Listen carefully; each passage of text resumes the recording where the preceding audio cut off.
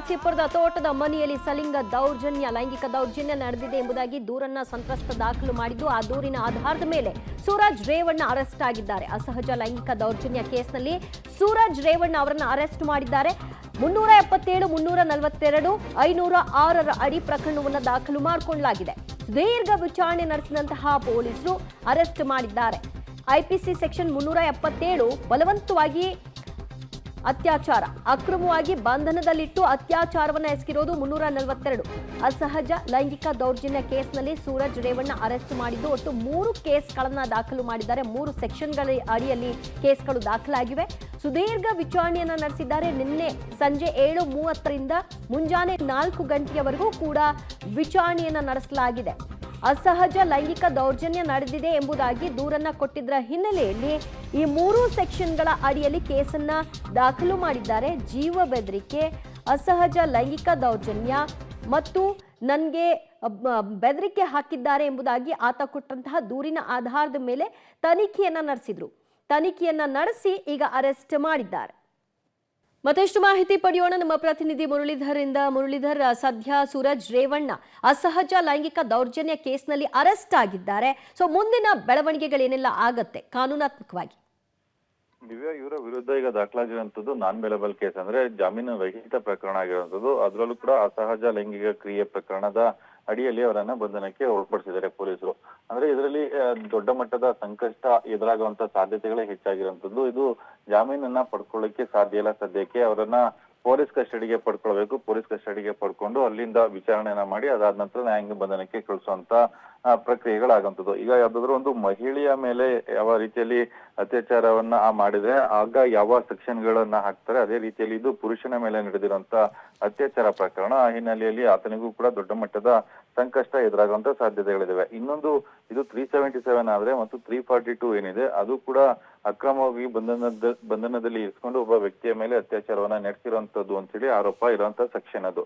ಆ ಹಿನ್ನೆಲೆಯಲ್ಲಿ ಅದು ಕೂಡ ದೊಡ್ಡ ಮಟ್ಟದ ಸಂಕಷ್ಟವನ್ನ ತಂದಿಡುವ ಹಿನ್ನೆಲೆಯಲ್ಲಿ ಸೂರಜ್ ರೇವಣ್ಣ ಅವರು, ಪ್ರಜ್ವಲ್ ರೇವಣ್ಣ ಅವರು ಯಾವ ರೀತಿಯ ಸಂಕಷ್ಟಗಳನ್ನ ಎದುರಿಸ್ತಾ ಇದ್ದಾರೆ, ಅದೇ ರೀತಿಯ ಸಂಕಷ್ಟಗಳನ್ನ, ಅದೇ ರೀತಿಯ ಜೈಲು ವಾಸವನ್ನ ಅನುಭವಿಸುವಂತ ಅನಿವಾರ್ಯ ಪರಿಸ್ಥಿತಿಗಳು ಕೂಡ ಎದುರಾಗುವಂತದ್ದು.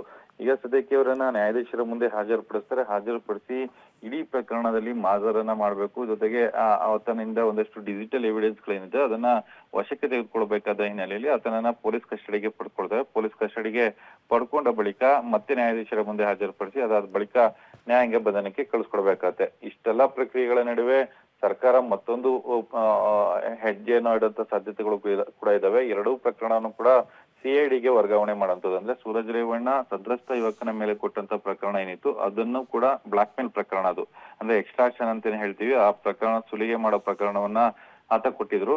ಆ ಹಿನ್ನೆಲೆಯಲ್ಲಿ ಈತ ಕೊಟ್ಟಿರುವಂತದ್ದು ನನ್ನ ಮೇಲೆ ಅತ್ಯಾಚಾರ ಆಗಿದೆ ಅಂತ ಹೇಳಿ ಎರಡೂ ಪ್ರಕರಣವನ್ನು ಕೂಡ ಪೊಲೀಸರು ತನಿಖೆ ಮಾಡೋ ಬದಲಾಗಿ ಸಿಐಡಿ ಅಧಿಕಾರಿಗಳು ತನಿಖೆಯನ್ನ ಮಾಡ್ಲಿ ಅಂತ ಹೇಳಿ ಒಂದು ಆದೇಶವನ್ನು ಕೂಡ ಮಾಡುವಂತ ಸಾಧ್ಯತೆಗಳಿವೆ. ಸದ್ಯಕ್ಕೆ ಹಾಸನದ ಸೆನ್ ಪೊಲೀಸ್ ಏನಿದ್ರು ಅವರು ಬಂಧನಕ್ಕೆ ಒಳಪಡಿಸಿದರೆ ನ್ಯಾಯಾಂಗ ಬಂಧನಕ್ಕೆ ಅಥವಾ ಪೊಲೀಸ್ ಕಸ್ಟಡಿಗೆ ತೆಗೆದುಕೊಳ್ಳುವಂತ ಪ್ರಕ್ರಿಯೆಗಳನ್ನ ಈಗ ಮಾಡುವಂತದ್ದು. ದಿವ್ಯಾ, ಓಕೆ ಮುರಳಿ, ಸಂಪರ್ಕದಲ್ಲಿರಿ, ಮತ್ತಷ್ಟು ಮಾಹಿತಿ ಪಡೆಯೋಣ.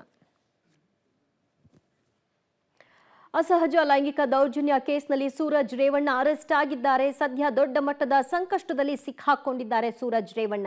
ಯಾಕಂದ್ರೆ ಜಾಮೀನು ರಹಿತ ಪ್ರಕರಣಗಳು ಇವರ ವಿರುದ್ಧ ದಾಖಲಾಗಿರೋದು 377, 506, 342 ಬಲವಂತವಾಗಿ ಬಂಧನದಲ್ಲಿಟ್ಟು ಅತ್ಯಾಚಾರ ಎಸಗಲಾಗಿದೆ, ಅಕ್ರಮವಾಗಿ ಅತ್ಯಾಚಾರ ಎಸಗಲಾಗಿದೆ, ಜೀವ ಬೆದರಿಕೆಯನ್ನ ಹಾಕಿದ್ದಾರೆ ಎಂಬುದಾಗಿ ದೂರನ್ನ ಸಂತ್ರಸ್ತ ಕೊಟ್ಟಿದ್ದರ ಹಿನ್ನೆಲೆಯಲ್ಲಿ ಕೇಸ್ಗಳು ದಾಖಲಾಗಿ ವಿಚಾರಣೆಯನ್ನ ನಡೆಸಲಾಗ್ತಾ ಇದೆ.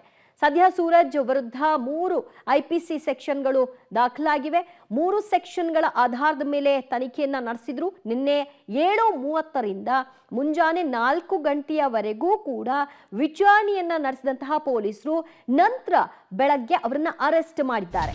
ನಂತರ ವೈದ್ಯಕೀಯ ತಪಾಸಣೆಗೆ ಕರೆದುಕೊಂಡು ಹೋಗಿ ಕೋರ್ಟ್ಗೆ ಸಬ್ಮಿಟ್ ಮಾಡಿ ಕಸ್ಟಡಿಗೆ ಪಡೆಯುವಂತಹ ಸಾಧ್ಯತೆಗಳು